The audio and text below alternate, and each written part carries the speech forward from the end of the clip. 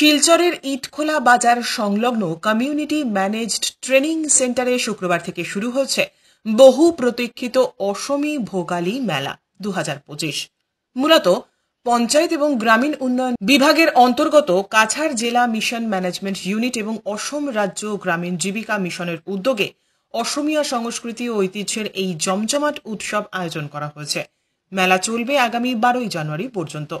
অনুষ্ঠানে উপস্থিত ছিলেন বিধায়ক দীপায়ন চক্রবর্তী, সংসদ সদস্য পরিমল শুক্লবৈদ্য, কাছাড়ের জেলা আয়ুক্ত মৃদুল যাদব, জেলা পরিষদের মুখ্য নির্বাহী আধিকারিক প্রণব কুমার বরা সহ বহু বিশিষ্ট ব্যক্তি।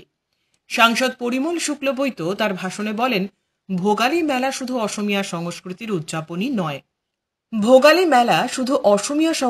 উদযাপনই নয়, বরং স্থানীয় শিল্পী এবং উদ্যোক্তাদের প্রচারের একটি গুরুত্বপূর্ণ মঞ্চ।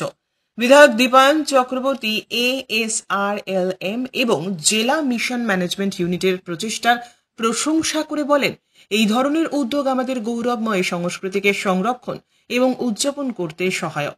এটি যুব সমাজকে তাদের শিকড় সম্পর্কে গর্বিত হতে অনুপ্রাণিত করবে। অনুষ্ঠানের শুরুতে প্রাথমিক বক্তব্যে জেলা আয়ুক্ত মৃদুল যাদব বলেন, ভোগালী বিহু হল সমৃদ্ধি ও একতার উৎসব। এই মেলা স্থানীয় শিল্পী ও উদ্যোক্তাদের প্রতিভা তুলে ধরার সুযোগ করে দেয় এবং অর্থনৈতিক বিকাশে ভূমিকা রাখে। Bureau report, CNN 24 news, Silchar.